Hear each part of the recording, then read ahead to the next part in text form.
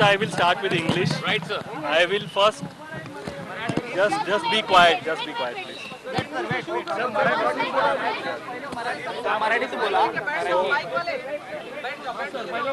See, firstly, I am going to talk on the legal aspects of this case. I am not going to comment on the political aspects which my clients Arvind Samantji and all will do and will explain to you the political nuances. I am here only to explain to our friends what is the legal position, what are the proceedings which have been initiated by Shiv Sena, what is the status of those proceedings today.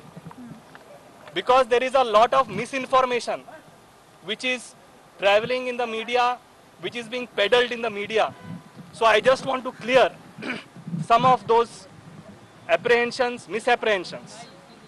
Firstly, proceedings have been initiated by the Shiv Sena against 16 MLAs under para 21A of the 10th schedule.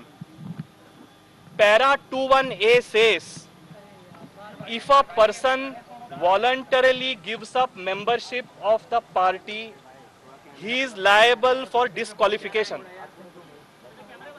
There are several judgments, Ravi Nayak, then latest judgment of Karnataka, where the Supreme Court has said that a legislator's action outside the house, inside the house की बात नहीं है, outside the house, if he commits anti-party activity, he is liable to be disqualified.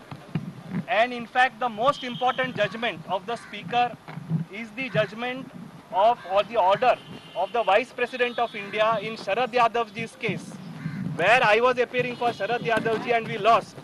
And the only activity which was attributed to Sharad Yadavji is that he went and attended a rally of Lalu Prasad ji against Nitish Kumar. That was the only thing.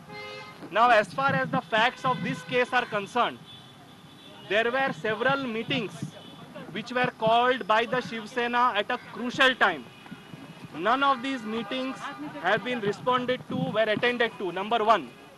Number two, the action of going to a foreign state, I say other than Maharashtra, BJP ruled states, meeting with BJP leaders there, trying to topple the government, writing letters against the government, amounts to a clear violation of para 21A.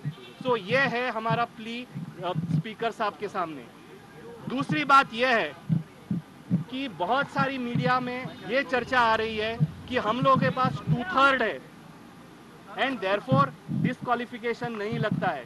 ये you can ask any constitutional lawyer that this is totally wrong. The concept of 2/3 applies only if there is a merger. ये सिर्फ बोलने से कि हम लोग के पास 2/3 majority है, इससे कोई फर्क नहीं पड़ता है डिस्क्वालिफिकेशन पे. जब तक आप अपनी जो MLAs है कोई और पार्टी में मर्ज नहीं कर सकते, that till that time disqualification applies. Now in this case, till today as we speak, there is no merger. They have already committed the act of voluntarily giving up. Disqualification petitions have already been filed and आज तक कोई merger नहीं है.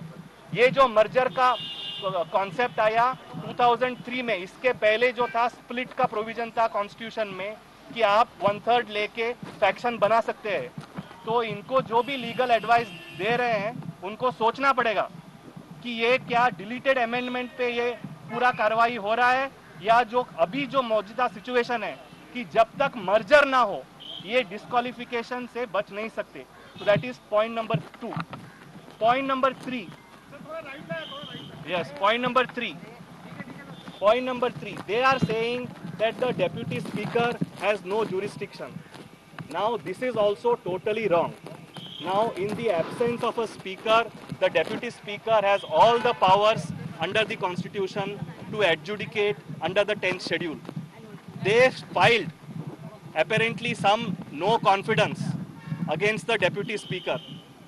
तो वो जो हम लोगों को भी पता नहीं है कि we don't have access to that communication, but जो आपके माध्यम से हम लोगों को पता चला है कि the deputy speaker has rejected that, saying that some unauthorized person कोई कुरियर से इनको लेके आया कोई कम्युनिकेशन कि ये आपको आपके खिलाफ नो कॉन्फिडेंस हम लोग लेके आ रहे हैं। तो डेप्यूटी स्पीकर साहब ने ये बोला हुआ है कि जब तक मैं सेटिस्फाई नहीं होता हूँ कि ये जेन्युइन है, ऑथेंटिक है, मैं इसके ऊपर कोई कार्रवाई नहीं करता हूँ, and that has been rejected. And more importantly in law, let me tell you that till the assembly is convened there cannot be a notice of motion. Ye all the constitutional experts will agree. So therefore, in tomorrow they have been called, and they will have to submit their replies, and the honorable deputy speaker will take the action in accordance with law, and as per the situation, and we are going to urge that all these 16 MLAs will be disqualified, have to be disqualified in accordance with the provisions of 10th schedule, and they will have to face the electorate. That's all I have to say. Thank you. Marathi तो उतना है।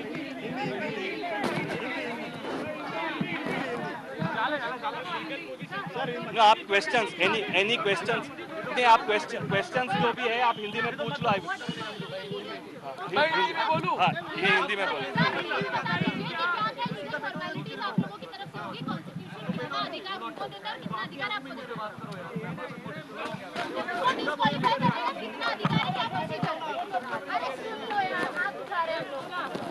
जो I will just repeat quickly in Hindi.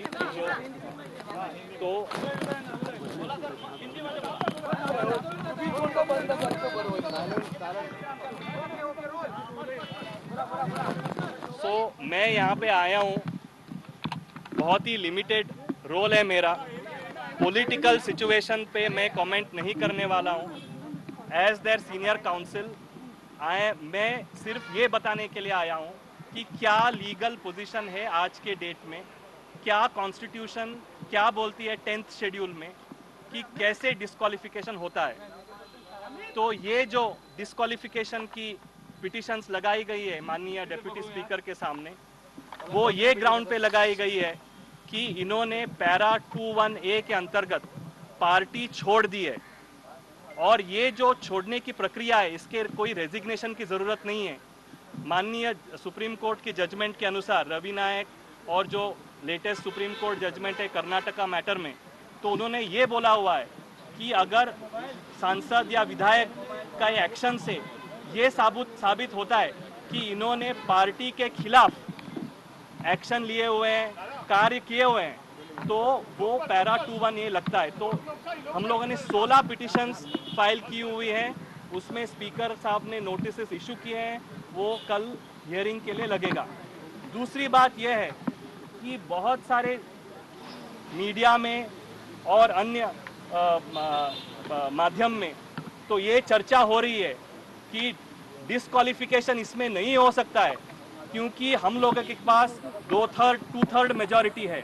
ये सरासर मेरे experience और knowledge के हिसाब से पूरा गलत है, क्योंकि 2003 में ये जो स्प्लिट का इशू था, स्प्लिट का प्रावधान था, वो डिलीट किया गया है।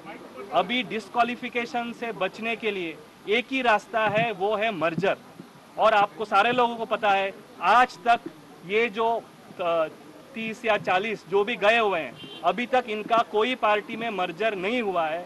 तो इसीलिए तो आज के हालत में ये डिस्क्वालिफिकेशन से नहीं बच सकते। तीसरा जो मुद्दा है, इन्होंने बोला है कि डेप्यूटी स्पीकर को कोई जुरिस्डिक्शन नहीं है, डेप्यूटी स्पीकर को कोई जुरिस्डिक्शन नहीं है, कोई राइट नहीं है ये डिस्क्वालिफिकेशन की पिटिशन सुनने के लिए। उसके लिए मुझे यही कहना है कि कॉन्स्टिट्यूशन में क्लियर प्रोविजन है 180, उसमें ये बोला गया है कि जहाँ पे भी वैकेंसी है स्पीकर के ऑफिस में, तो deputy speaker can perform all the functions of the speaker. और रही बात वो नो कॉन्फिडेंस की, वो नो कॉन्फिडेंस मोशन ना ही मैंने देखा है, ना ही वो उसका रिजेक्शन मैंने देखा है। जो आपके माध्यम से हम लोगों को पता चला है कि ये बात है कि जो नो कॉन्फिडेंस मोशन दिया गया है, कोई अनऑथोराइज्ड ईमेल एड्रेस, क्योंकि सारे विधायकों का रजिस्टर्ड ईमेल एड्रेस होता है, तो इन्होंने कोई अन्य email address, random email address से कोई एक चिट्ठी भेजी हुई थी और वो कोई मेंबर वहाँ पे, कोई विधायक वहाँ पे आके स्पीकर साहब को नहीं दी उन्होंने, तो कोई कुरियर के माध्यम से उनको दिया गया। तो स्पीकर साहब ने, हम लोग को जो पता चला है आपके माध्यम से, कि ये है कि स्पीकर साहब बोलते हैं कि जब तक मैं सेटिस्फाई नहीं होता हूँ कि ये जेन्युइन है, ऑथेंटिक है, मैं इसके ऊपर कार्रवाई नहीं करता हूँ, और उन्होंने वो रिजेक्ट कर दिया है। So as of now there is no impediment in the disqualification petitions being carried forward. और तीसरी बात इसमें यह है कि जब तक असेंबली सेशन में नहीं है तो ये कोई नोटिस ये देते नो कॉन्फिडेंस का इन लॉ, इसका कोई मायना नहीं होता। सर अभी एक बात ऐसी भी पता चल रही है कि अविश्वास प्रस्ताव जो है वो दिया और एक बार फिर अपक्ष आमदार के हाथ से दिया गया है, तो ऐसे वक्त में क्या वो आगे की कार्रवाई कर सकते हैं? नहीं, वो मेरी जानकारी में नहीं है, सो आई कांट कमेंट। और जो स्पीकर साहब करेंगे तो हम लोग कमेंट नहीं कर सकते। लीडर ऑफ द हाउस जो चुना है शिवसेना ने और चीफ व्हिप चुना है, क्या वो वैलिड रहेगा? बिल्कुल, बिकॉज जो लीडर ऑफ द हाउस है और चीफ व्हिप का मामला है, that is the domain prerogative of the political party, original political party. Original political party decide करेगी कौन लीडर होगा। लेजिस्लेचर पार्टी जो है वो पॉलिटिकल पार्टी का अंग है, कोई लेजिस्लेचर पार्टी सुप्रीम नहीं है। ओरिजिनल पॉलिटिकल पार्टी से लेजिस्लेचर पार्टी बनती है। Legislators are elected on the ticket of the political party.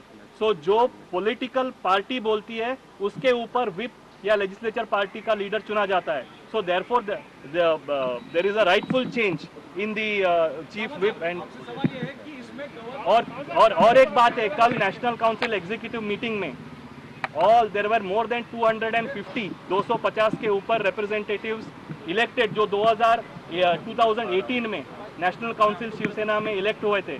उन्होंने सारे लोगों ने ये डिस्क्वालिफिकेशन जो पिटिशंस की प्रक्रिया ये की है, वो have endorsed it and they have endorsed the leadership of Uddhav Thackeray. Governor का रोल क्या रहेगा? आपको कॉन्स्टिट्यूशन की ज्यादा जानकारी है, तो क्या इसमें गवर्नर जो है वो डिप्टी स्पीकर के पावर को ओवरपावर कर सकते हैं? क्या गवर्नर का क्या रोल रह सकता है?